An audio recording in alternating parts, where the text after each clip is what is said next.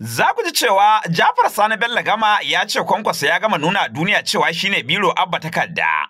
Takarda ku kowa sani holokoci a daren kaka. Sai abin da aka zana za ta zayyana. Har ya ce zuwan Kwankwaso fadar mulkin Tinubu abin turne a faranti ba faretin ban girma yake bukata ba. Kamata ya ce abba ne aka gan shi a bila domin shi doka ta sani domin an ce shi aka zaba. Tsohon sanata Rabi'u Musa Kwankwaso ya yi zubar da kima ne na jama'ar jihar Kano. Bisa wani dalili, Jafar? Bisa dalilin da shugaban ƙasa ya gayyace shi domin ya tattauna da shi akan harkokin matsalolin da ake fuskanta a jihar Kano.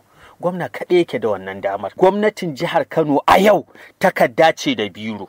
Shine biro, mai girma gwamna Abba Kabir Yusuf shine takarda. Wato a iya cewa yanzu a Kano ana ganin zaman ƙarya tsarin ɗan ɗahuru mugun tsuntsu. Yaro na gasa kai na jin sanyi, naman ka na waje gashin ka na ciki, sai an feɗe ka ake figar ka.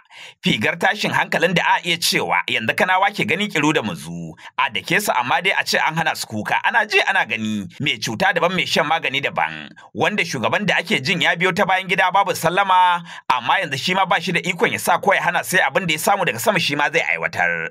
Abin da aka saba ji da gani, shugaban ƙasa Ahmad Tinubu yana daga cikin 'yan ƙasa da suka zama saiwa uwar jijiya wajen kafa gwamnoni a wannan ƙasa ta mu Najeriya a yanzu. Amma saboda jan girma da sanin mutuncin kai ba taɓa ganin sa ba, inda ya kamata a ce irin waɗancan gwamnoni da ya kafa sun je sun zauna da shugaban ƙasa ya ce a bashi dama ya je. Abin da kawai yake yi ya ba su hadda da karatun yadda ake sa fatsa a kamo tarwaɗa in an zauna da shugaban ƙasa a cikin kogin Bila kenan. Amma dai a Kano batun ba haka yake ba. Yayin da yara 'yan bana bakwai da masu ƙaramin hange suka ɗauka suke ganin ɗiban gadin ɗan gida a ba agula kamar cinyewa ne, suna ta murna ba dugunsu a bila. Abin da suka manta sauran jihohin Najeriya na can gefe na aibata wancan tsari domin sun san ko kaɗan baya bisa doka ya saba ƙa'ida. Kamata ta a ce gwamnan da ake kirari shine ya je suka tattauna ya bada labarin Kano ba wani ba saɓaninsa. 'Yan siyasa masu tsinkaye da hangen nesa ba sun fara kalubalantar tsarin da cewa abin da Kwankwaso ya zub da mutuncin Kano ne karara da nuna cewa shine monintan Kano sai ko mataimakinsa shine biro abba takarda.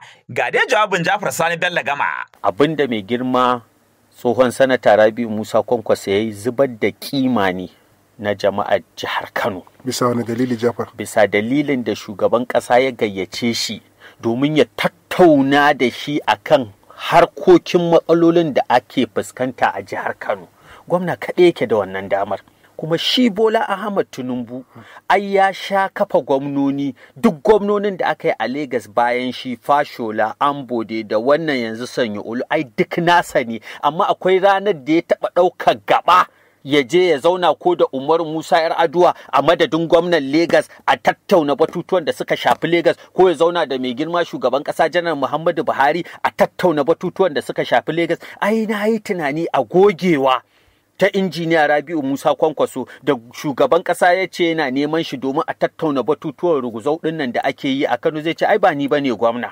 Amma iyashi suka tattauna to ko ba iyashi indi har da wannan, kamar yadda shi sanata Rabi'u Musa Kwankwaso ya fito ya bayani ga 'yan jaridu cewa ya yi masa bayani kuma har ya gamsu, ba huruminsa bane ya yi mai bayani ya gamsu. Jagora ne watakila abin da ya sa. Dokar ƙasa bata sani ba cewa ta yi a kashi na 2 ƙaramin kashi na A sadara ta 176 ƙaramin layi na 1 da na 2 cewa kowace jiha zai kasance tana da gwamna. Kuma gwamnan jihar nan shine jagoran gwamnatin jihar.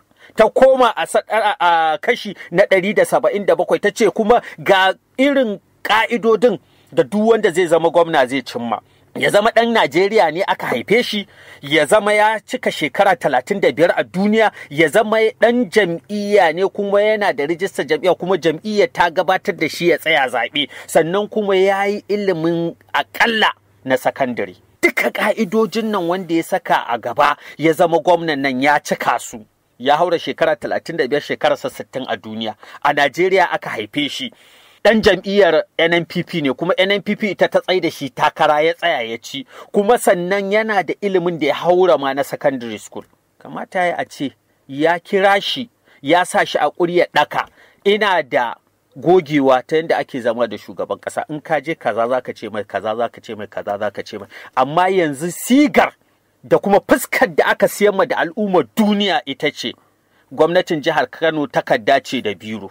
A fahimtar Jafar Sani Bello ba a fahimta ta ba. To. Abin da aka yi, abin da injiniya Rabi'u Musa Kwankwaso ya yi shine ya siyar ma da duniya gaba ɗaya fuskar cewa gwamnatin jihar Kano a yau takarda ce da biro. Shine biro mai girma gwamna Abba Kabir Yusuf shine takarda. Kaga takarda ba ta da tasiri sai da alƙalamin da za a yi rubutu da shi. Alƙalamin da ya yi rubutu akan takardar abin da ya ƙunsa shine yake da muhimmanci. Amma ita takarda a ƙashin kanta ba abin da za ta iya yi, ba abin da za ta iya sa, ba abin da za ta iya hana. Amma alƙalamin da aka ɗauka aka yi rubutun shine zai iya ba da fa'idar abin da ake so ko abin da ake ki ba. To wannan dai shine zai nuna ma da sannu kowa zai gane cewa a Kano dai an yi ɗiban gonar rani, an yi wa dutse ƙaho yanzu ana gane kuskure ranar tsaga.